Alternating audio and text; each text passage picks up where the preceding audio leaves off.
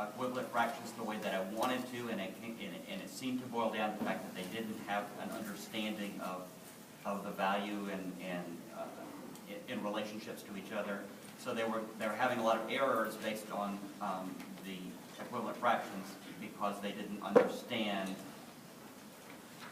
that one was actually a larger amount than the other. So I worked with the fine arts teacher, and we came up with an activity to help them to understand that grade.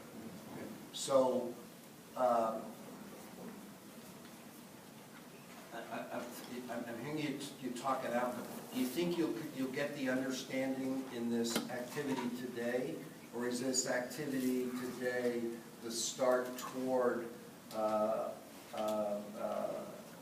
more pieces that will eventually get you to the understanding? I think we'll get it out of this activity. I think we'll get some greater understanding. So you have a way in your head of looking at, is assessment a fair word to say? Would Yeah. you be able to assess the kids at the end of the day today to say whether or not the activity got you the student outcome you want? I think so.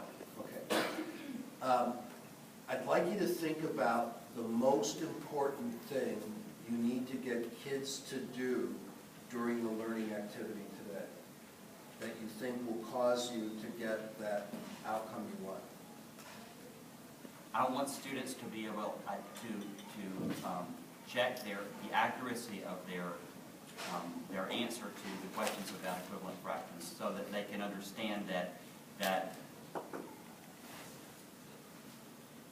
the relationship between two numbers or two fractions before they translate or get the associated. Let me back up. I need the lesson plan in my head. My students sometimes come up with an answer that is in no way related to the question or the equivalent fraction that they started with. And what I'm trying to do is, instead of just having them compute the answer, I want them to come up with some other way to determine if it's a reasonable response. Do you want them to come up with the alternative way before they compute, or after they compute to prove their computation? I want them the after the compute, to validate the computation. So your kids know how to compute, but if they make a mistake, they aren't going to catch their mistake. That's correct. Because they don't have an understanding. That's correct. And you're pretty sure that understanding is critical to having kids where you want them to be. That's right. So what do you have to get the kids to do during the class today that you think will cause them to understand? They're going to complete the computations. They're going to plot them. Then they're going to convert them to a musical scale, and they're going to define, or they're going to differentiate between the sizes of the numbers based on pitches.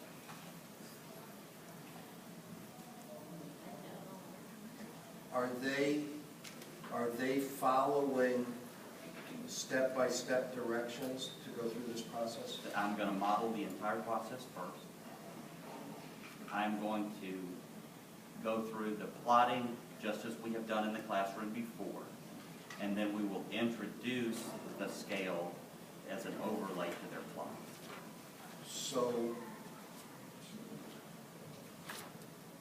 do they do this process once, or many times, or a few times during class day? There will be a total of 8 sample problems that they're going to work. So they'll work through this process 8 times? Yes.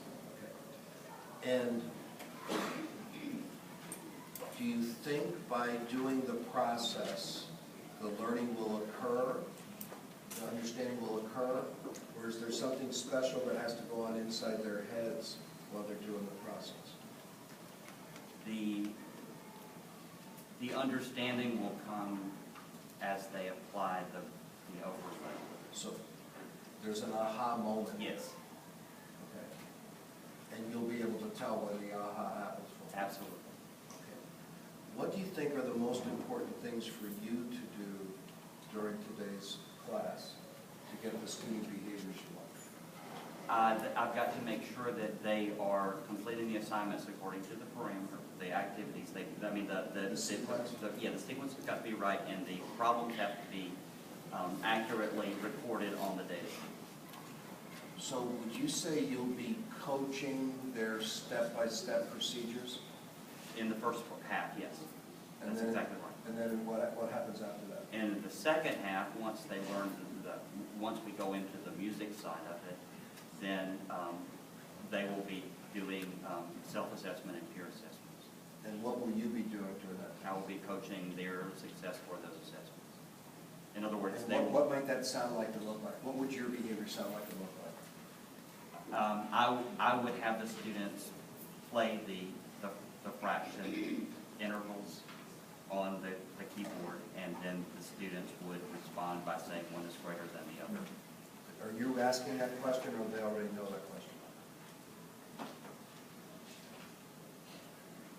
That is the question.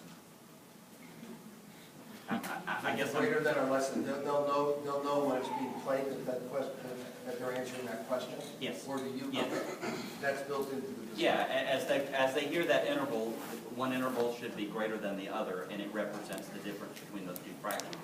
So they should know, they should be able to say that one it has a greater interval, so therefore the distance between those two is greater. You got the assessment in your head? Yeah. That you'll be able to use? Yeah. At the end of the class, how many kids would you predict got it on the way to getting, or struggling? What would you predict you'll have at the end of this class? I would say that 70% definitely will have this. I would say that probably about 5 to 10 will be struggling, and the rest will be on the way. And you got in your head who those kids are? Okay. While I'm observing today, I can be like a video camera seeing everything that's happening. Right. And I can be a zoom lens. Okay. So you could zoom me in. What would you like to zoom me in on that I pay particular attention to? I would like for you to zoom in on the on that aha moment when the students start applying this and start understanding that I can represent the distance between two or the distance between two numbers in more than just space, but in bits, and they are able to translate that into an understanding. So would I be able to kind of make a map of your classroom when I get there? Sure. And record where I think those aha moments are happening and when it was that they were happening? Yes, please. Okay. I'll do it. I'm ready for it. Give him a hand.